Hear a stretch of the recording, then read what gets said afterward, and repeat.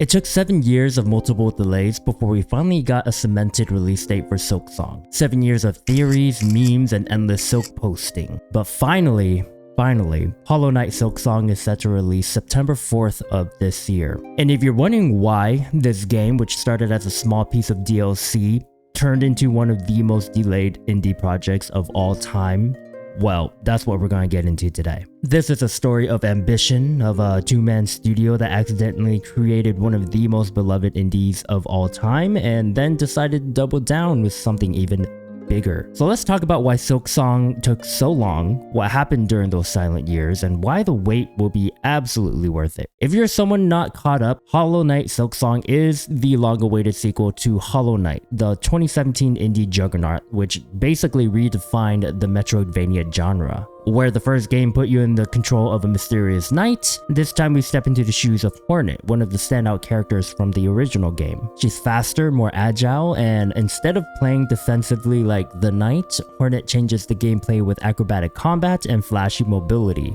And this isn't just a more of the same kind of sequel. Team Cherry has been very busy. They've built a whole new kingdom called Pharloom, filled with vertical castles, dangerous caverns, and vibrant towns. We're talking 150 plus new enemies, fresh bosses, a crafting system, and even a fully fleshed out quest system that expands on what Hollow Knight only hinted at. What's funny is, this wasn't even supposed to be a full game at all. The origins of Silksong go all the way back to 2017, right after Hollow Knight blew up. Originally, Hornet was going to get her own little DLC campaign, something small and manageable, but as Team Cherry kept adding content, one thing became obvious: this was way too big to just be a simple add-on. So they pivoted.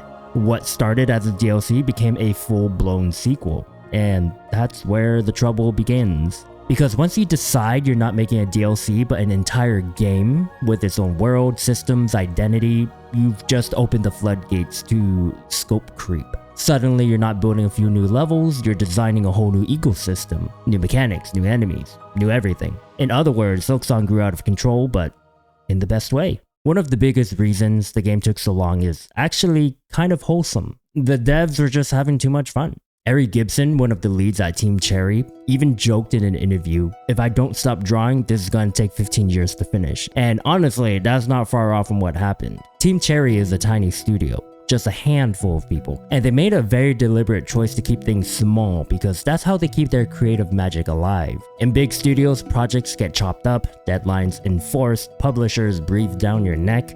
But Team Cherry doesn't have that problem. They can follow their inspiration. If they want to design another boss, they do it. If they want to add another town, they do it. And because Hollow Knight sold over 15 million copies, they've got the financial freedom to take their time. No investors breathing down their necks, no quarterly deadlines, just unadulterated creative freedom. That's part of why Silksong's scope exploded. The team just couldn't stop making more cool stuff. Now, that sounds great for Team Cherry, but for the fans, it turned into years of silence. Let's go back. Silksong was officially announced in February 2019. People were ecstatic, a Hornet-focused game, a brand new kingdom. It sounded too good to be true. And then radio silence. We got a few tidbits, sure. A screenshot here, magazine feature there.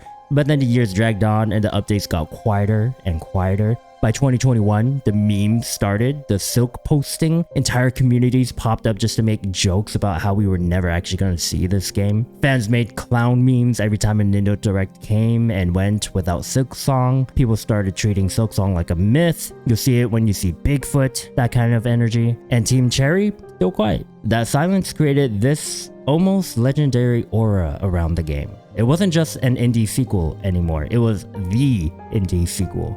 The Half-Life 3 of Metroidvanias. But when you look at it a bit more, the delays start to make sense. The sheer amount of content Team Cherry is cramming into Silksong is wild. Over 150 brand new enemies, dozens of fresh bosses, a kingdom that's even bigger and more complex than Hollow Nest, entirely new systems like crafting and side quests, and Hornet herself, who fundamentally plays differently from the Knight. This isn't a reskin, this is basically Hollow Knight 2, and making that, especially with a team this small, just takes time. Especially if you don't want to rush. Remember, Hollow Knight itself took years to develop, and that game came out of Kickstarter that almost didn't even hit its funding goal.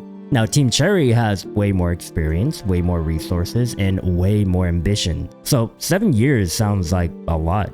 But when you line it up with everything that they're doing, it starts to feel justified, albeit insane. For years, it felt like we'd never see Silksong, but then came 2022 during the Xbox showcase. Out of nowhere, boom, a new Silksong trailer. Gameplay, mechanics, action, and then the promise coming to Game Pass day one. That was the first real spark of hope in years. But even then, the silence continued. Delays pushed back whatever internal date they had, Microsoft's within 12 months window came and went, and fans right back to Silkposting. Until finally, Gamescom 2025, Jeff Keighley himself drops the words every fan was desperate to hear. I can finally definitively tell you that Silksong is 100% actually launching this year.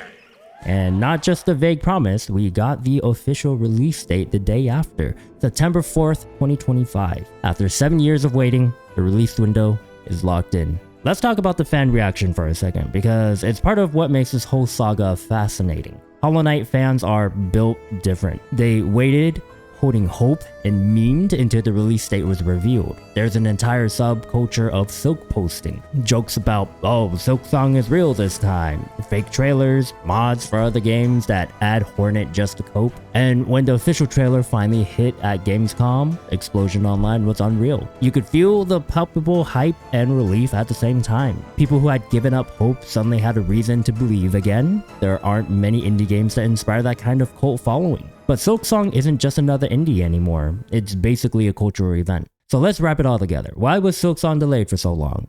Scope creep, total creative freedom, complete financial independence, and because they wanted it to be a true successor, not just a spin-off. And honestly, I think that's the best kind of delay. Delays are frustrating, sure, but I'd rather wait years for a game that defines a generation than get something rushed and forgettable. With Hornet's acrobatics, Pharloom's mysterious vertical design, and the sheer creative polish we've seen in every screenshot and trailer, Silksong is going to absolutely be worth the wait. I just wish the team had, maybe posted once a week an image, a clip, maybe a little note about what they were doing.